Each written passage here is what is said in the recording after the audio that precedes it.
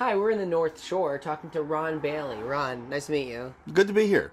So tell me, I guess, what is your involvement here in the North Shore? What are you? You're the co-director. Co-director over at Carnegie Science Center, and have been along the North Shore here with the Science Center for the last 20 years. But it's been really interesting watching this whole district really develop over time. Uh-huh. And so, I guess, tell me about the development of the North Shore. Well, this was particularly an industrial area for a lot of Pittsburgh's life, and it was really back in the 80s. Mayor Richard Caligari at that time, who passed on very early and too early for the kind of leader that he was, had a vision for the North Shore and really imagined what we kind of see here today, that it would be a place that was filled with cultural and entertainment attractions. And he had convinced the leadership at the Science Center, what was the Buell Science Center then, to be the first establishment down on the river. Actually, the city gave us the land that the Science Center is on, asked us if we would build there, and we said we would, and hoped that that would be the anchor that would then bring a lot of future development. Well, it took almost 15 years before the development really took off. So for a long time, it was the Science Center and a stadium, Three Rivers Stadium. But since that time, now it has really continued to grow and expand to become a really very exciting place for families and others to come and spend time. And that's been great for the Science Center. We've enjoyed seeing that. So it's a new location for the Science Center? Did the Science Center exist before that, or? Yeah, believe it or not, we were the Buell Science Center, and we were actually in Allegheny Center in the building that is now part of the Children's Museum. Okay. So we started there and then moved here in 1991. And you've seen this area even before that time. Oh, sure. And it was a popular area. It was an industrial area. Okay. So it was not a place that you came for entertainment. There were no restaurants along here. None of that sort of thing. Warehouses, some manufacturing, some big repair centers for major corporations bringing in heavy equipment. It was industrial. So was it a vision of the mayor to bring it here, or was it a vision of, I guess, the center? Well, the center was ready to expand, but we never imagined expanding along the riverfront. It's hard to imagine today, but in the 70s and 80s, you didn't look at the Pittsburgh riverfront as a place that you wanted to be. Right. It was still largely industrial. There were a lot of old rusty ships and boats that were parked along the shoreline here, so it wasn't very attractive. Right. But yeah, the mayor at that time had a vision, and he could picture these riverfronts all cleaned up, and a lot of development and entertainment and cultural attractions along the riverfronts, and that's what he was headed for, and we're starting to see it.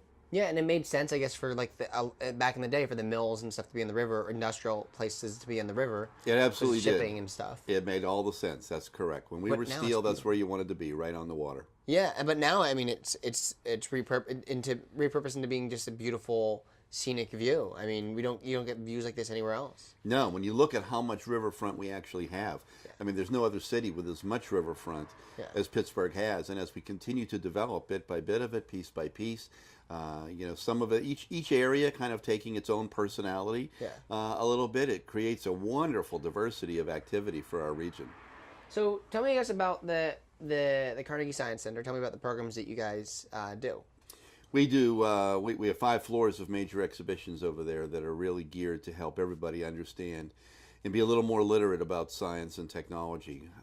Our philosophy is that everybody needs to have a basic understanding of science. If you want to live a productive life in the 21st century America, you need to be able to read the paper and ask intelligent questions and think through so many of the issues that are really science-based, and separate the science from the political and from the opinion, and be able to make your own decisions. Yeah. So that's our role. So this coming summer, we try to relate science in very relevant ways. So this summer we've got a major exhibition that we're creating called Bikes, Science on Two Wheels. It's all about the science of the bicycle. We're going to look at the history of bikes all the way back to wooden bicycles and bikes that go back to the mid-1800s, up to the really super high-tech racing bikes that you see today, titanium frames and all that really cool stuff. But also the basic science, of gearing and brake systems. Now you've got bicycles with disc brakes. You've got some with robotic controls. I mean, there's some amazing stuff. Oh, yeah. So this summer we'll be featuring all of that. So for us, it's about taking science and relating it to the things that we see and do every day. Okay. And what are the other five exhibition, or what are the other major exhibitions? Well, we've got the largest robotics exhibition in the world over there called Robo World. It's on our second floor. That's a permanent exhibit. It's been there now since 2009, and we continue to update it and allow it to evolve as robotic technology grows. Is that partially responsible because of all the robotics industry in Pittsburgh? Or Exactly. So we are the robot capital of the world. I mean, the reality is there is nobody doing more in robotics in Western Pennsylvania, and a lot of that is coming out of CMU. But there's at least 40 companies in this region who are all supporting the robotics industry. So there's a lot of jobs and a lot of work related to robotics. We wanted to bring that story to the public and let folks see what kind of really cool things are happening in our region with robotics, and that's what that exhibit's about. Okay, and then what are some of the other exhibits, I guess? So we have another exhibition called Body Quest, which is all about non-invasive surgical techniques. Endoscopy, laparoscopy, gamma knife technology, all the ways that we can operate on the human body without a scalpel. That's the other thing that, like, I guess Pittsburgh's really... It's all about Pittsburgh. It's like medicine and whatnot. It is. Pittsburgh and Western PA were really the founders of a lot of those technologies. It was all developed right here. Yeah. So there's a very local story to it, but it's also a great story about the advances in medicine today. And so we have an entire gallery that's related to those. Very interactive. Get in there and find out how, laser surgery is done, that sort of thing. Are there a lot of kids who go to the center? Is it mainly for kids, or is it also for adults? Or It's definitely for adults. It's for families. I would say that's our prime audience. We actually have to do adult-only nights. We call them 21-plus nights. Really? Once a month, on usually a Thursday night or a Friday night, we open up and we have special programming in adults only. We've got refreshments, we've got a cash bar, and we'll usually get about 1,000 people will come for those events. And it's a chance to just interact without having to be pushed around by 7- and 8-year-olds, which is kind of the typical Saturday. Yeah. So I guess tell me about how this neighborhood, like what are the other big places, big things in this neighborhood? Well, it's really interesting. It's very diverse, and I think we wondered for quite a long time how everybody was going to work together. So you've got a science center that's very much a family kind of audience, and then you've got a stadium, which is extremely active, largely adult for Steeler games, right? Just really dominates the entire neighborhood when there's a game. Yeah. Then you add a casino on the other side of the Science Center, very much an adult attraction for sure. Yeah. Well, how do all these big players actually work together? And the reality is really well. Yeah. They're very good neighbors because we share very common interests. Number one, we want the North Shore to feel like and be a place that's very safe, that feels safe, easy to access. Lots of opportunities for things to do. A place that you don't just, come do an event and leave, but that there's a lot to do and you want to just kind of hang out down here.